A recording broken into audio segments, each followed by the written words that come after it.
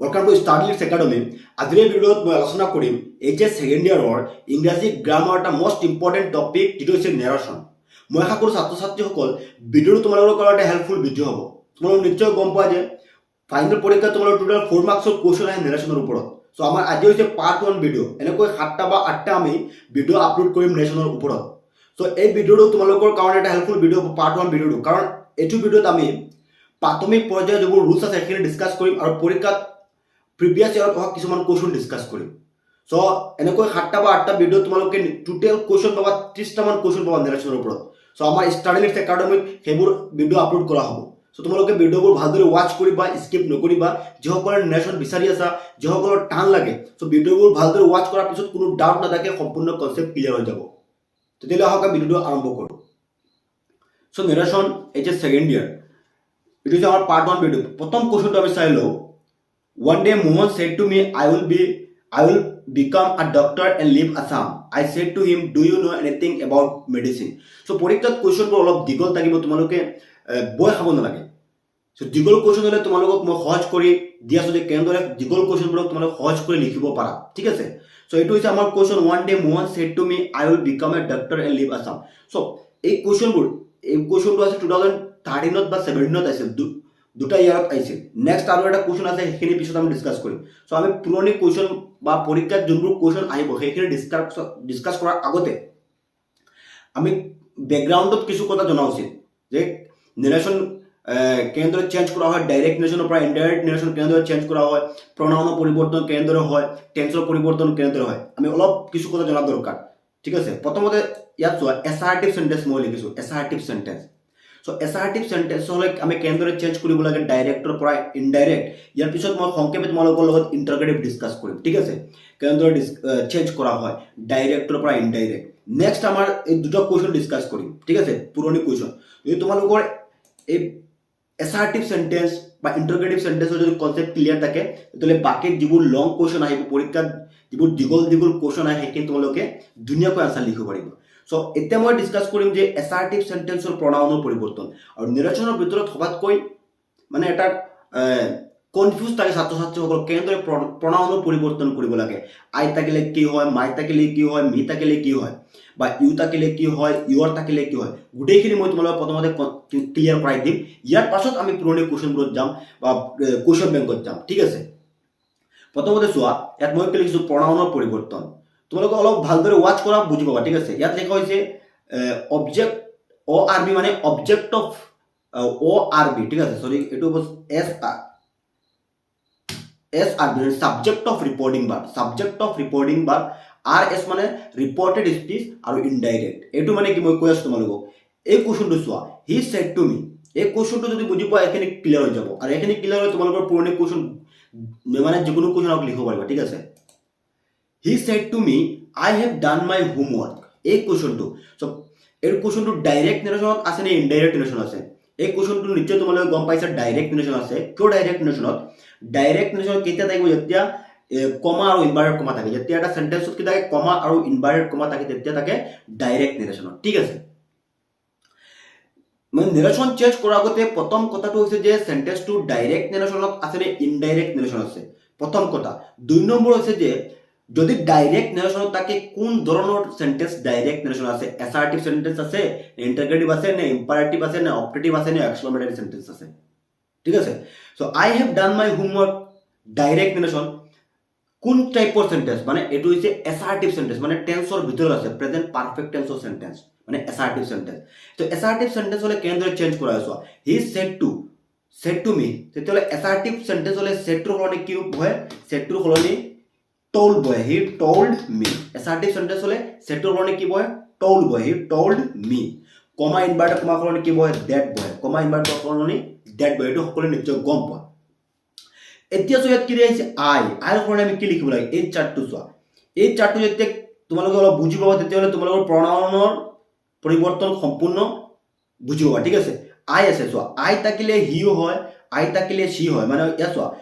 Subject of reporting verb. Subject of reporting verb মানে হৈছে এইটো। ইয়াত হি থাকিব পাৰে, সি থাকিব পাৰে, কোনো ল'ৰাৰ নাম থাকিব পাৰে। ৰিপৰ্টেড স্পিচ মানে ইয়াত যোনবোৰ থাকিব আই থাকিব পাৰে মাই থাকিব পাৰে ইয়াক কোৱা হয় ৰিপৰ্টেড স্পীচ আৰু ইনডাইৰেক্ট মানে আমাৰ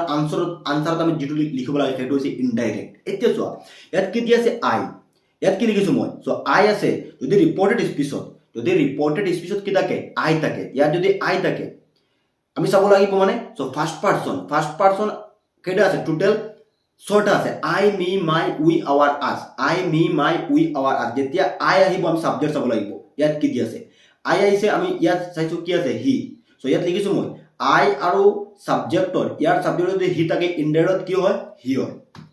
বুজি পাইছে নাই চাৰ্টটো মই কেনেকৈ লিখিছো চ' ইয়াত যদি আই থাকে আমি চাব লাগিব ছাবজেক্ট কি দি আছে হি কি হৈছে হি আকৌ চোৱা ইয়াত যদি আই থাকে ৰিপৰ্টেড স্পীচত যদি আই থাকে আমি চাব লাগিব ইয়াৰ ছাবজেক্ট যদি সি বা ফিমেল থাকে কোনো ছোৱালীৰ নাম থাকে বা সি থাকে তেতিয়াহ'লে ইনডাইৰেক্ট কি হ'ব সি হ'ব নিশ্চয় বুজি পাইছা আকৌ চোৱা মাই ইয়াত যদি মাই থাকে চ' ইয়াত কি দি আছে মাই থাকে আৰু ৰিপৰ্টিং বাৰ্বৰ ছাবজেক্ট অফ ৰিপৰ্টিং বাৰ্ব ইয়াত কি দি আছে মাই আমি ছাবজেক্ট চাব লাগিব ইয়াত কি দি আছে মাই আৰু হি বা মেল থাকিলে কি হয় হিজ হয় তেতিয়াহ'লে ইনডাইৰেক্ট কি হ'ব হিজ হ'ব আকৌ মাই থাকিলে যদি কোনো ছোৱালীৰ নাম থাকে কি হ'ব হাৰ হ'ব কি লিখা আছে ইয়াত হাৰ আকৌ মি ইয়াত যদি এই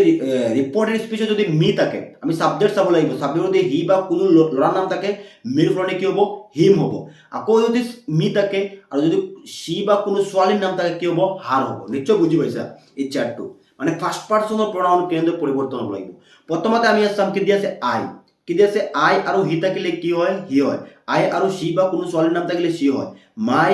আৰু হি বা কোনো ল'ৰাৰ নাম থাকিলে কি হয় হিজ হয় মাই আৰু সি বা কোনো ছোৱালীৰ নাম থাকিলে কি হয় হাৰ হয় মানে মাই ক'ত থাকিব এই ইনভাৰ্টেড কমাৰ ভিতৰত যদি মাই থাকে আমি চাব লাগিব ইয়াত কি দি আছে ইয়াৰ ছাবজেক্ট কি দি আছে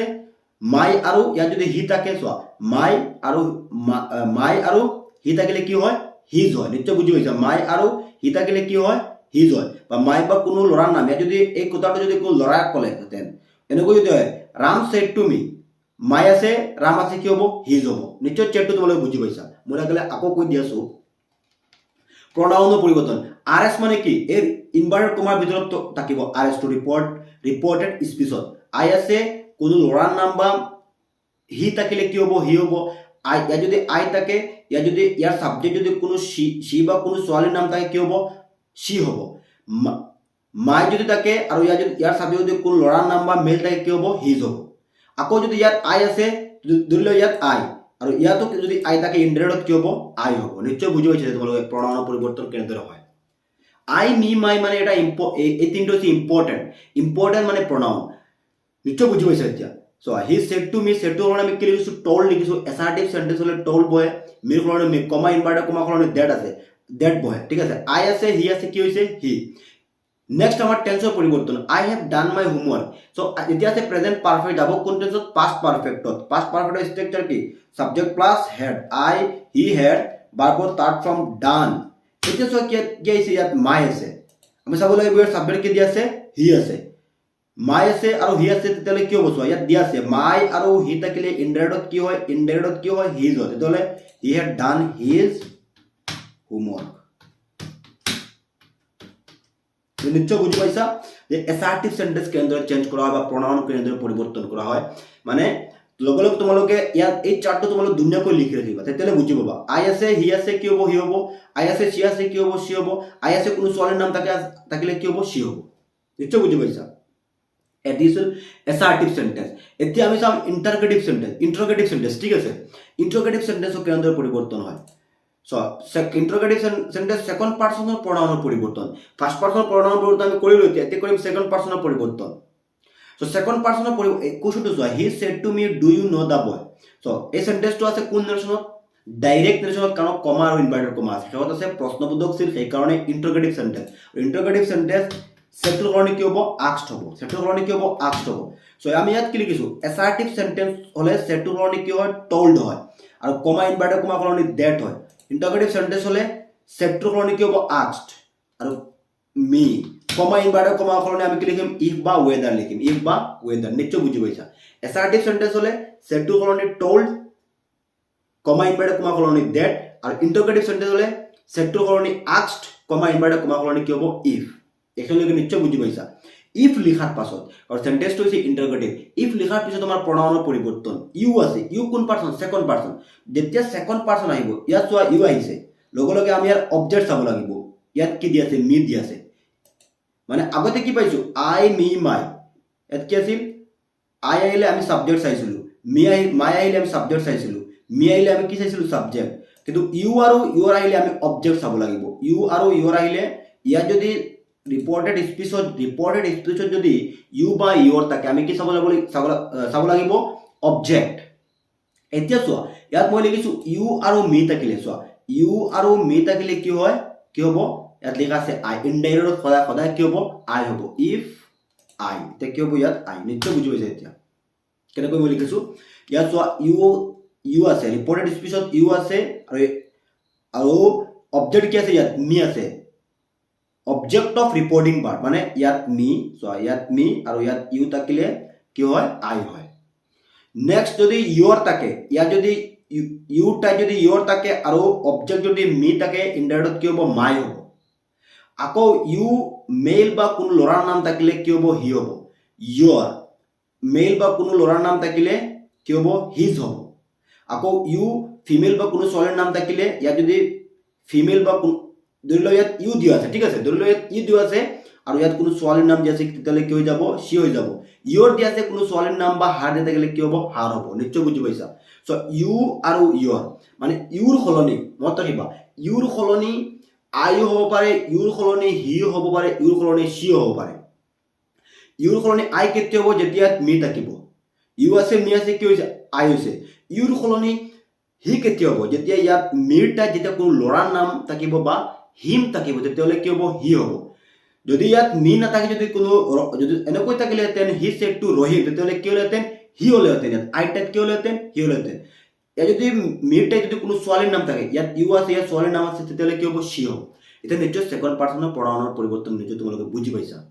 চ' হি ছেড টু মি ছেডটো সলনি কি হৈছে আস্কড হৈছে মি ইউ আছে চ' ইউ আছে মি আছে কি হৈছে আই হৈছে যদি ইয়াত মিৰ ঠাইত যদি কোনো ল'ৰাৰ নাম থাকিলেহেঁতেন চোৱা মেল ইউ হি মানে মোক ক'লে মই আই হ'ব কোনো ল'ৰাক ক'লে কি হ'ব হি হ'ব কোনো ছোৱালীক ক'লে কি হ'ব সি হ'ব হি ছেড টু মি মোক কৈছে আই হৈছে হি ছেড টু ৰহিম তেতিয়াহ'লে আই ঠাইত হি হ'ব হি ছেড টু মিনা তেতিয়াহ'লে আই ঠাইত কি হ'ব সি হ'ব নিশ্চয় বুজি পাইছা এতিয়া আমাৰ প্ৰনাউন পৰিৱৰ্তন কৰা হৈ গ'ল ইউ আছে মি আছে কি হৈ গ'ল আই হৈ গ'ল এতিয়া আমাৰ টেন্সৰ পৰিৱৰ্তন do you know' the boy কোন টেন্সত আছে প্ৰেজেন্ট ইনডিফিনিট যাব কোন টেন্সত পাষ্ট ইনডিফিনিট বা present indefinite past indefinite present continuous past continuous so' past indefinite টেন্সৰ গঠন কি subject plus V two plus object ইয়াত ভার্ব কে আছে ডু নহয় ভার্ব হৈছে নট বি2 কি হ'ব knew K N E W knew if I knew the boy full stop question mark কৰি যাব নিশ্চয় বুজি পাইছে এতিয়া যে এটা ইন্টাৰগেটিভ সেন্টেন্সক কেনেদৰে ডাইৰেক্টৰ পৰা ইনডাইৰেক্ট কৰা হয় নেক্সট কুৱেশ্যনটো চাই লোৱা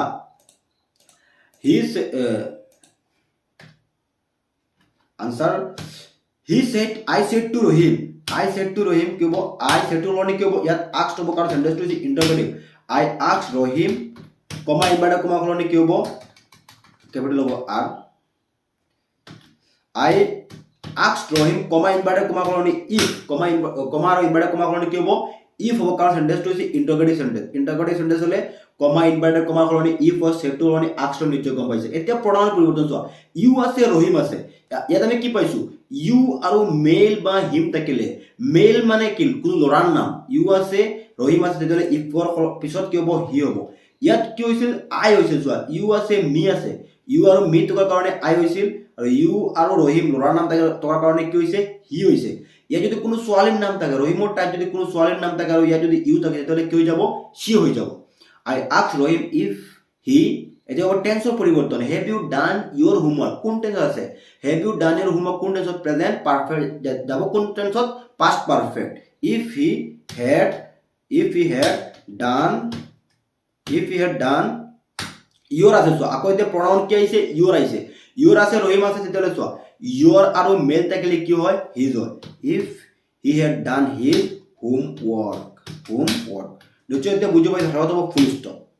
এইখিনি আমাৰ আছিল বেছিক নিয়ম যে এটা ইন্টাৰগেটিভ সেন্টেন্সক কেনেদৰে ডাইৰেক্টৰ পৰা ইনডাইৰেক্ট কৰা হয় আৰু কেনেদৰে প্ৰনাউনৰ পৰিৱৰ্তন কৰা হয় মোষ্ট ইম্পৰ্টেণ্ট এই চাৰ্টটো মোষ্ট ইম্পৰ্টেণ্ট তোমালোকে এনেকৈ গ্ৰামাৰৰ কিতাপতো বিচাৰি নাপাবা এনেকৈ চাৰ্ট মই ধুনীয়াকৈ তোমালোকৰ কাৰণে যাতে তোমালোক সহজতে বুজি পোৱা সেইকাৰণে প্ৰস্তুত কৰিছোঁ এইটো হৈছে আমাৰ ছেকেণ্ড পাৰ্চনৰ প্ৰনাউনৰ পৰিৱৰ্তন আৰু এই চাৰ্টটো হৈছে আমাৰ ফাৰ্ষ্ট পাৰ্চনৰ প্ৰনাউনৰ পৰিৱৰ্তন এইখিনি যদি তোমালোকৰ মনত থাকে নেৰেশ্যন একেবাৰে সহজ ইজিলি তোমালোকে কৰিব পাৰিবা এতিয়া আমাৰ পুৰণি কুৱেশ্যন কোন টাইপৰ কুৱেশ্যন পৰীক্ষাত আহিব ঠিক আছে এই কুৱেশ্যনটো চাওক one day Mohan said to me I will become a doctor and live Assam I said to him do you know anything about medicine so' এই টাইপৰ কুৱেশ্যন তোমালোকৰ পৰীক্ষাত আহিব ঠিক আছে চ' প্ৰথমতে আমি চাব লাগিব চেণ্টেন্সটো ডাইৰেক্ট নেৰেশ্যনত আছে নে ইনডাইৰেক্ট নেৰেশ্যন আছে one day Mohan said to me I will become a doctor and live Assam চেণ্টেন্সটো আছে ডাইৰেক্ট নেৰেশ্যনত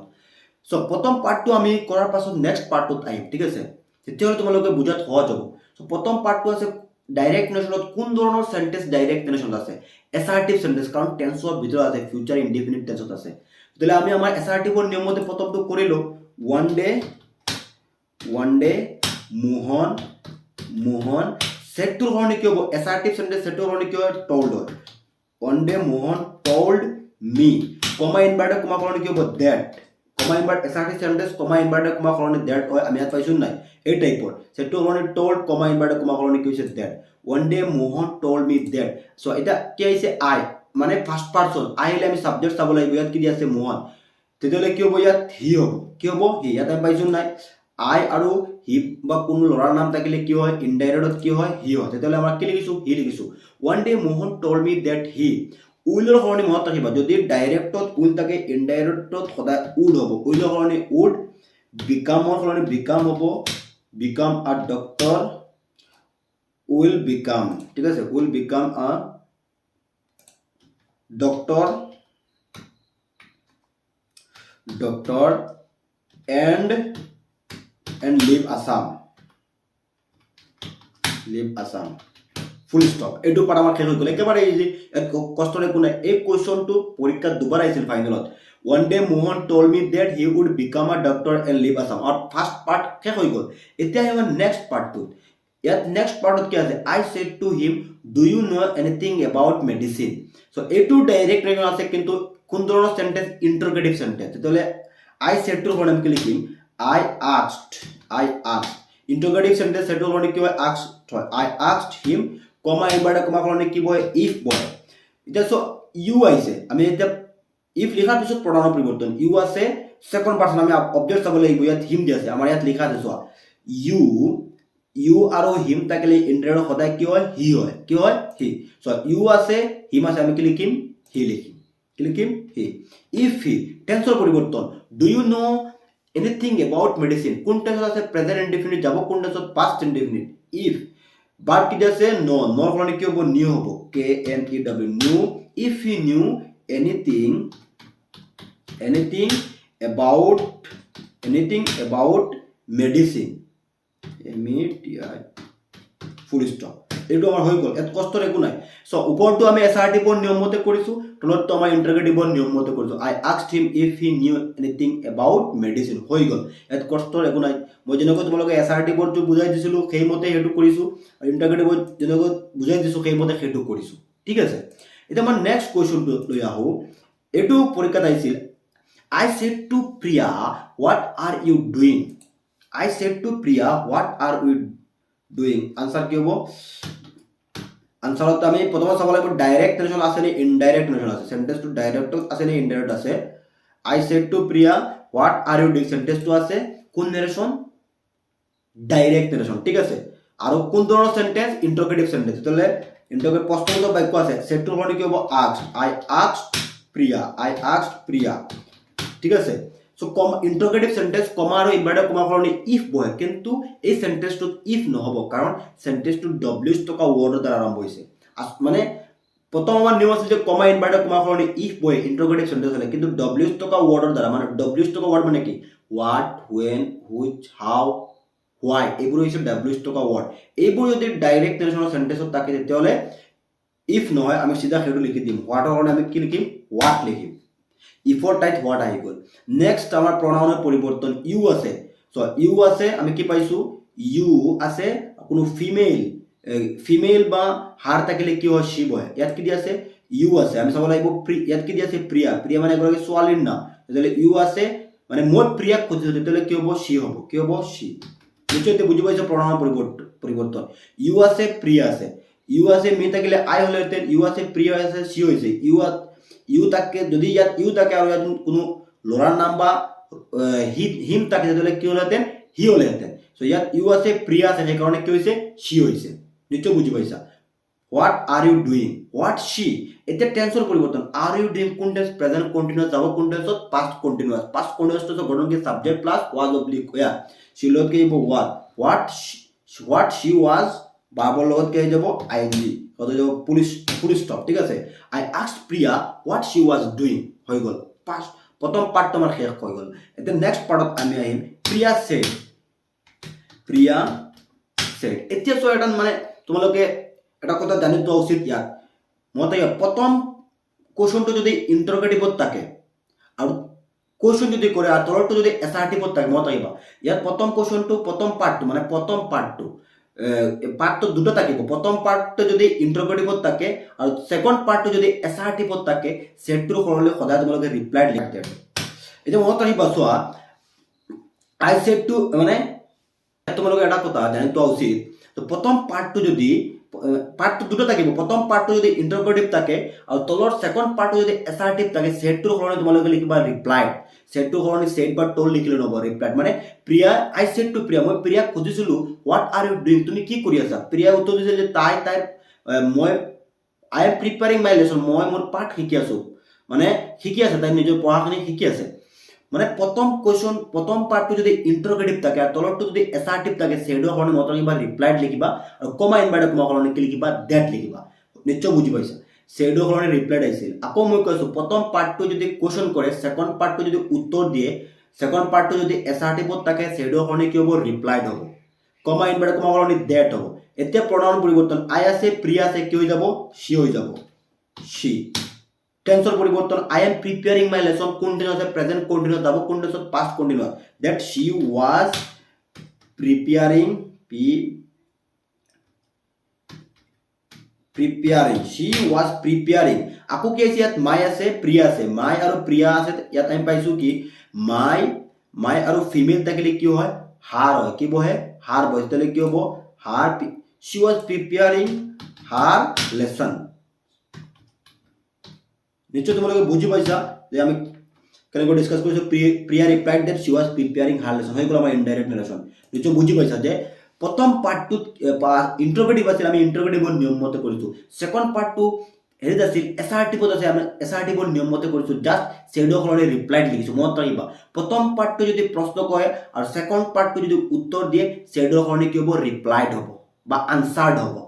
আনসাৰ দিলে হ'ব বা ৰিপ্লাইড দিলে হ'ব বাকিখিনি আমাৰ আগৰ নিয়ম মতে হৈছে নিশ্চয় বুজি পাইছা সো এইখিনি আছিল তোমালোকৰ আজি পাৰ্ট 1 ভিডিও নেক্সট আমাৰ পাৰ্ট 2 পাৰ্ট 3 কৈ কন্টিনিউ ভিডিও আপলোড হৈ থাকিব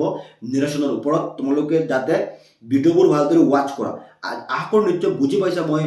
যিখিনি ডিসকাস কৰিছো যদি কিবা ডাউট থাকে তোমালোকে কমেন্ট সেকশনত সুধিবা ঠিক আছে আৰু বাকিবোৰ তোমালোকে যদি আমাৰ এপ ডাউনলোড কৰা নাই সেই সিৰিজবোৰ আমাৰ এপত আপলোড হ'ব নিৰেশনৰ যিসকলে এতিয়ালৈকে আমাৰ এপ ডাউনলোড কৰা নাই ডেসক্ৰিপশনত লিংক দি আছে এপ ডাউনলোড কৰি ল'বা আৰু হোৱাটছআপ গ্ৰুপৰ লিংক আছে তোমালোকে হোৱাটছআপ গ্ৰুপত জয়েন হৈ যাবা ইম্পৰ্টেন্ট কোৱেশ্চন আনসাৰ আমাৰ এপত দিয়া আছে তোমালোকৰ ইংলিছ পলিটিকেল এডুকেশ্যন আছামিজ প্ৰতিখন সাবজেক্টৰ ইম্পৰ্টেন্ট কোৱেশ্চন আনসাৰ দিয়া আছে যিসকলে এতিয়ালৈকে আমাৰ